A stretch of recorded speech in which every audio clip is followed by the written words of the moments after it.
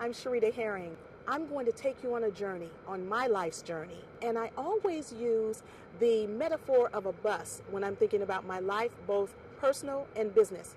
So first of all, before you start on a long journey, you want to make sure that you've checked your tires before you begin to roll.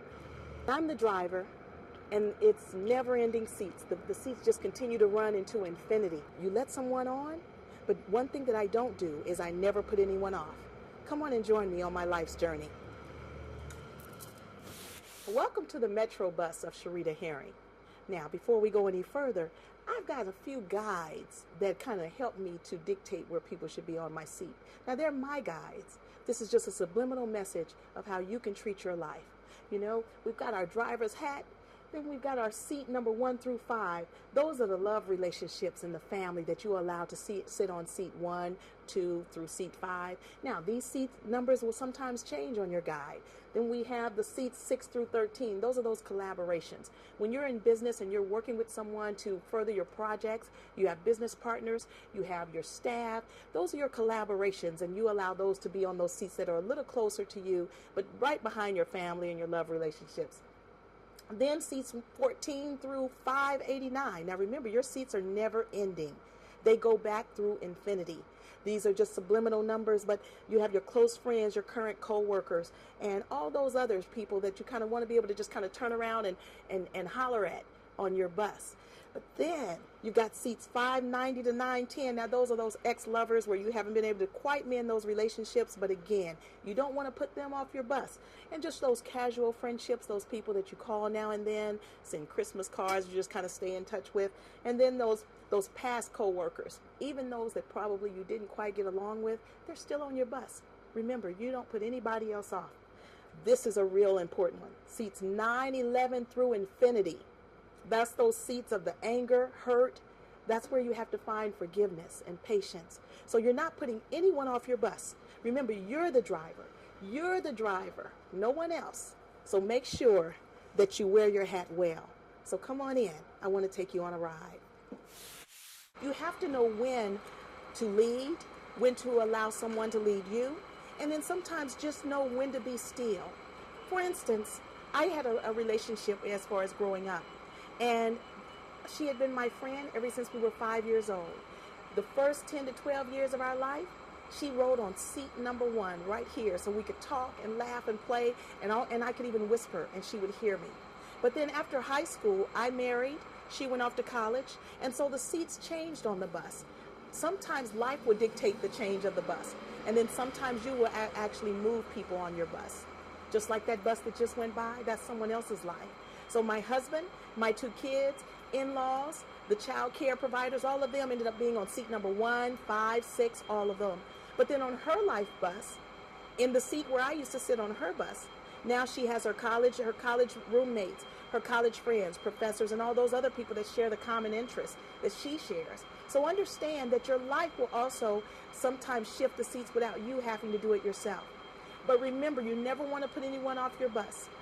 I had a client that I worked with, and he was a very prominent person in the city of Los Angeles. And by the time that we finished working together, there was a large bill that was due to me as far as my payables. And he did not pay that, and I was very angry. But instead of putting that person off my bus, see, you have to use this bus also for your business relationships. Instead of putting him off the bus, I moved him way back by the emergency door. Now, the emergency door was kind of cracked. There goes someone else's life bus going by. The emergency door was kind of cracked, so just in case I hit a good bump, he fell off by himself. But you know what, just kidding, because actually I don't want him to fall off. But what I did is I made sure that I kept that relationship going. I kept it open, because you never know when you'll get to a corner and the only person that you put off your bus was that one that you put off some years ago because of anger or hate or pain. So you have to kind of jump back to this manual and know how to handle that. Now, so what I did is in nurturing that relationship, as our friendship and business relationship increased, I literally was straightening that rearview mirror and could actually see myself allowing that person to come up from seat 989 to maybe seat 900 and then seat 700. and then seat 500. And you can literally see them in your rearview mirror as they're walking up. You might remember the story about Stanley Tookie Williams. If you don't, he was one of the founders of the Crip gang members in Los Angeles. And he and Arnold Schwarzenegger, reports have shown that they met years ago in Venice Beach at Muscle Beach in California.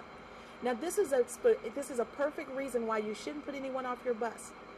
Tookie Williams had no idea that 30 years later, that young Arnold Schwarzenegger would be the very person that would decide whether he lived or died.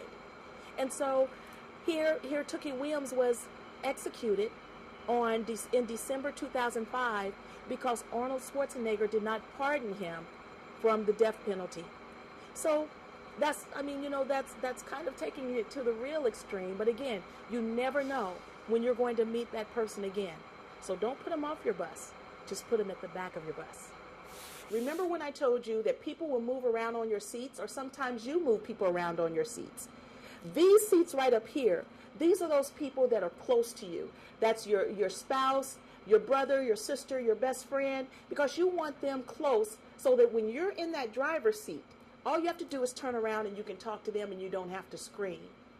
But there's going to be times that you move people to the other end of the bus. Now, sometimes you want to put people way back here. Those are those people that have hurt your feelings. They could be an ex-lover, an ex-husband, a co-worker that you really don't get along with that well. You want to put them way back by the emergency door. Because you know what? You don't want to put anyone off your bus. We all have our own life's bus. I have my life and the way that I handle the seats on my bus, and you have your life. It doesn't matter what it is that you do. You can be a stay-at-home mom, you can be a photographer, an inventor, a school teacher. But the thing is to know that you're in control of the seats on your bus. Now, once in a while, I think of my subliminal books, where either I have those people that are my loved ones, seats 1 through 5, they're sitting right here close so that they can hear me when I'm driving. But then I've got the seats of fear and anger and hate and forgiveness. Those are those seats that are way to the back. No matter who you are and how you place the people on your bus, remember, you're in control. Just know that sometimes you got to hold on tight because you're going to have bumps in life. You're going to have hurts and disappointments. But just remember that you are in control of your bus.